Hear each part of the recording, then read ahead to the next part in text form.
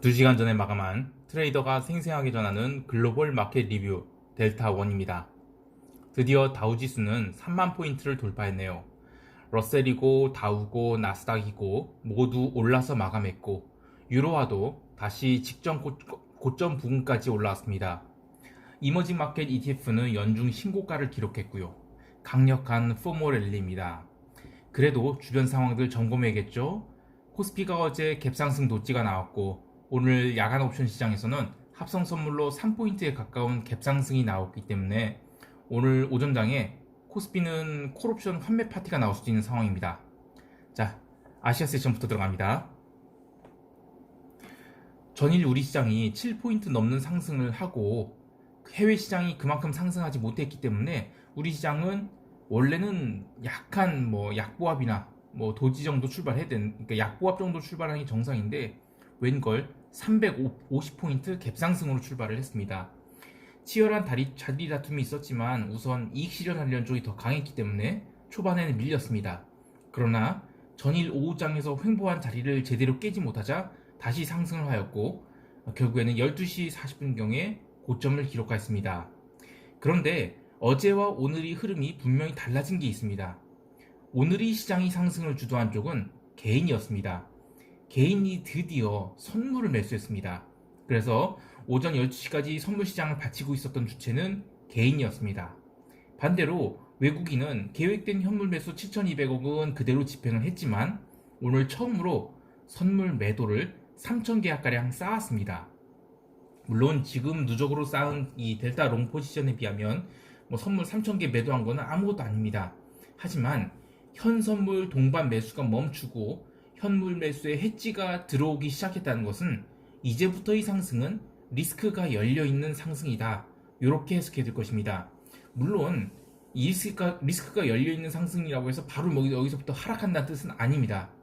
그러나 차후에 지수가 조정을 받게 된다면 350선은 중요한 지지선이 될 수 있고 여기서부터 올라가는 것은 내려가는 것도 350까지는 좀 빠르게 내려갈 수 있다. 그렇게 봐야 되기 때문에 오늘 이 자리는 꼭 기억해놔야 되겠습니다. 프로그램 매수도 외국인이 선물을 매도하면서 베이시스가 악화됐고 장중 차익, 비차익 골고루 매도가 나왔습니다. 물론 계획된 주식 매수는 있었지만 베이시스를 악화시켜가면서까지 외국인이 선물 매도를 쌓은 것은 352선 이상은 오버액션이다 라고 판단하는 것 같은데요. 아까 얘기했지만 오버액션과 지수 하락과는 별개의 문제입니다. 그래서 제가 오해를 만들지 않기 위해서 다시 한번 얘기하면 기본적으로 주식 포트폴리오를 대하는 입장에서는 과한 움직이 나오면 선물 매도 해지를 하든 콜 매도 해지를 하든 그런 식으로 하는 거지 주식을 막 팔면서 하겠다 그런 뜻은 아닙니다. 아무튼 이 350 넘어서 352선까지는 선물 매도 해지가 계속 쌓였고 그 오버슈팅을 만든 주체는 오늘은 개인이었다라는 점에서 여태까지 흐름과는 좀 다른 모습을 보인 것입니다.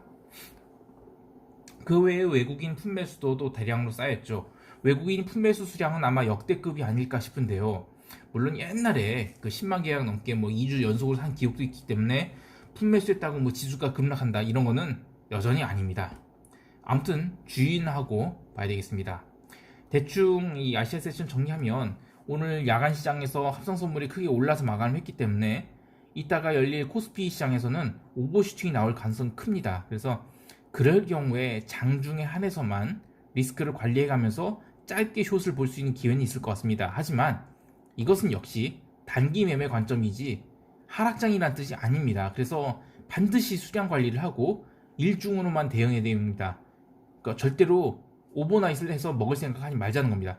혹여 오버나잇을 해서 먹는다 하더라도 그것은 진짜 소위 이제 운에 의한 것이지 지금 적극적으로 오버나잇 하기에는 굉장히 불리한 자리라는 것을 알아야 되겠습니다.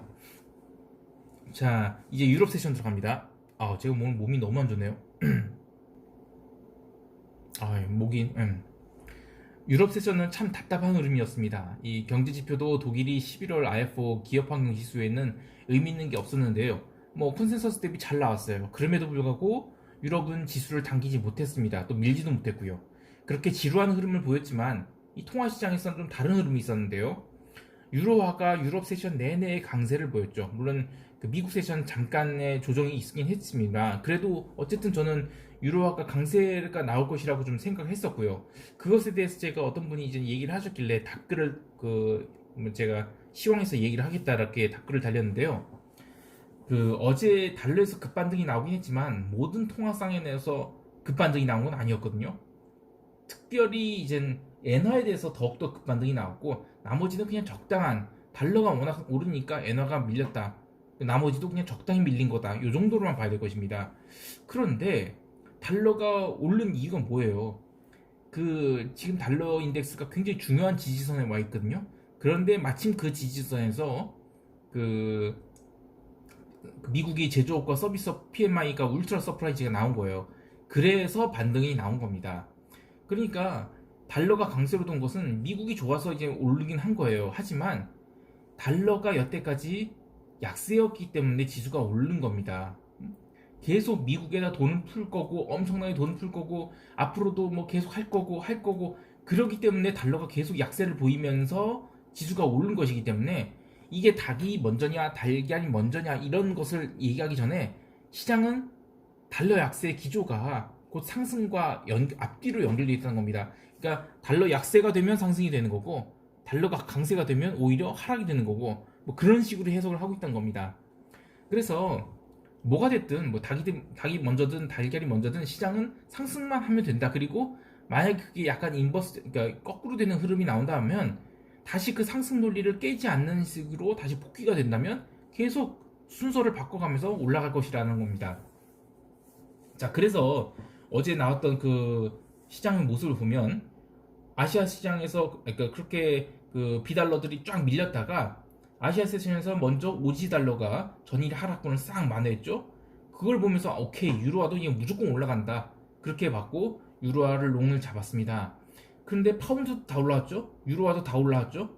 그렇게 되면 어제 달러 급반등은 이 달러의 추세 폭락에 앞선 그냥 손절매를 유발시키는 그런 반등이었다 이렇게밖에 볼 수 없는 겁니다. 그러면 여기서부터 달러가 하락을 하게 되면 여기서는 또다시 신세계로 내려가는 거예요. 그래서 저는 이번에 그 유로를 그 롱 잡은 게 어떤 면에서는 뭐 지금 일봉상으로는 참 애매한 자리이긴 합니다. 하지만 여기서 만약에 잡은 게 성공했다 그러면 유로는 1.20을 다시 넘어갈 것이고 달러 인덱스는 저 아래로 내려갈 수 있는 뭐가 그 트리거가 될지 모르겠어요. 근데 내일 같은 경우에는 신규 실업수당 청구 미국에서 발표되죠. 요게 어떤 트리거가 되지 않을까 그렇게도 생각을 합니다. 어쨌든 너무 정신없게 여겨질 수 있는데 저는 이제 유로화 콜옵션은 사 모아도 괜찮을 자리다라고 이제 보고 있고요. 만약에 시장이 깨진다면 즉 유로화가 내려간다면 이 1.18 이하로 내려가야 돼요. 근데 여기서 거의 뭐 한 100T 정도 되는 거죠. 그래서 뭐 1.18과 1.19는 뭐 100T 차이긴 한데 하루에도 언제든지 내려갈 수 있는 자리긴 하거든요. 그러나 만약에 여기서 1.19를 확실하게 안착을 하게 된다면 저 아래는 이제 보지 말아야 됩니다. 그래서 저는 이런 경우에는 그냥 과감하게 콜옵션을 사서 모아도 될 것 같아요. 당연히 목표가는 1.20 이상이고요. 대신 다음 주에 만기거든요. 다음 주 금요일에 옵션 만기이기 때문에 그 점 감안해서 너무 먼 행사가를 사면 부담스럽고 1.19나 그 정도의 행사가로 콜옵션을 사 모으는 것이 괜찮아 보입니다. 자, 추가로 제시할 수 있는 증거를 더 얘기해보면 어제 달러 급등으로 커머디티들이 쫙 부러졌는데 우리 닥터카파는 전일의 하락분을 또 아시아 세션에서 싹 말아 올렸죠. 그리고 유럽 세션에서는 아예 폭등으로 마감을 했습니다. 기름은 그동안 오랫동안 막아놨던 43불대를 위로 강하게 돌파해서 무려 4.6% 상승한 44.81달러로 마감을 했고요. 네, 강세장입니다. 그리고 그 달러 급등 나서 어제 이게 그 골드가 빠졌는데 그럼 오늘은 다시 달러가 약세인데 골드는 또 빠졌거든요. 네, 이거는 뭐냐면 지금 이 시장이 강세장이라는 아주 강력한 증거들입니다. 그 외에 이탈리아 독일채 그 스프레드 또 줄어들었고요. 그리고 소맥이 좀 급등해서 마감을 했는데 옥수수에 비하면 지금 소맥이 굉장히 좀 못 가고 있는 상태거든요. 그런데 그 달러가 약세가 좀 추세적으로 부러지게 되면 이 농산물도 다시 다 올라갈 것 같아요. 특히 소맥은 많이 눌렸기 때문에 어제 상승한 것이 아주 의미 있어 보이고요. 그래서 추세적인 상승이 나올 수 있겠다. 그렇게도 보입니다. 다시 이제 골드 얘기하면 어제 이제 그 많이 하락을 하고 나서 오늘은 좀뭐 도지나 뭐 이렇게 나올 줄 알았지만 추가 하락을 했어요. 그래서 유럽 시선에서는 1810달러 이하로 내려갔는데 미국 시선에서는 1800달러 언더까지도 갔었죠. 물론 이제 마감은 그래도 1805까지 올라왔는데 어쨌든 골드의 장중 흐름을 보면 ETF 매도가 나왔던 것 같아요. 그래서 계속 실제 매도 체결이 나오면서 지수 그 골드를 밀었기 때문에 이렇게 되면 이 하락 안 나와요. 예, 잘 안 나옵니다. 아니, 그러니까 반등 잘 못 나와요. 그래서 이렇게 현물 매도가 더 이상 안 나오면야 급등이 나올 수 있지만 현물 매도로 눌린 것은 반등도 또 되게 힘들거든요. 그래서 저는 골드 같은 게 뭐 빠진 이유가 그 뭐 지금 시장이 좋아서라고 한다고 하는데 어제 같은 경우에 어쨌든 달러와 이제 같은 흐름을 보이다가 또 반대로 흐름을 보였죠. 그래서 저는 그냥 골드는 그냥 수급 때문에 무너졌다. 뭐 그렇게 볼 수밖에 없습니다. 그래서 저는 참 골드가 참 애매해요. 이 수급 앞에서는 모든 게 장사가 없거든요. 예를 들면 주식도 지금 사실상 수급 때문에 올라가는 거 아니에요. 지금 뭐 시장이 뭐 다들 안 좋다 안 좋다 하지만 주식 올라가는데 매수를 하니까 당연히 올라갈 수 없는 거 없고요. 그래서 수급 앞에서는 장사가 없기 때문에 이 골드도 지금 논리에 안 맞는 그런 흐름이 나오고 있는데 어쨌든 매도가 그냥 수급 때문에 밀렸다. 그렇게만 봐야 될 것 같습니다. 자, 이제 미국 세션 들어갈게요. 아우, 제가 지금 목이 너무 안 좋아서 죄송합니다. 자, 이미 미국 세션 초반에 다우지수는 엄청 강세로 출발을 했죠. 근데 나스닥은 그러지 못했습니다. 나스닥은 또 장 초반에 또 매도가 나오기도 했는데요. 적장이 또 눌러서 설마 또 아래로 밀릴까 이런 생각도 들었지만 이 30분 만에 바닥을 확인하고 그 다음부터는 위로 튀기 시작했습니다. 물론 이 나스닥은 분명 다우지수에 비해서 상대적으로 약했습니다. 그러나 이 다우지수가 현물 3만 포인트 도달을 위해서 닥치고 매수가 들어오는데 그러면 나스닥도 결국에는 다우지수가 3만 포인트 안착하게 되면 따라 올라오게 돼 있어요. 그래서 저는 뭐 나스닥이 더 업사이드 포텐셜이 클 수도 있겠구나. 왜냐면 다우가 3만 포인트 올라가게 되면 거기서부터는 뭐 상승 탄력이 둔화될 수가 있거든요. 그러니까 3만 포인트 도달했다고 해서 내려간다는 뜻은 절대 아닙니다. 그래서 오해는 마시고 그 대신 그동안에 나스닥이 굉장히 횡보를 오랫동안 했기 때문에 여기서 12,000포인트 어쨌든 다시 돌아왔거든요.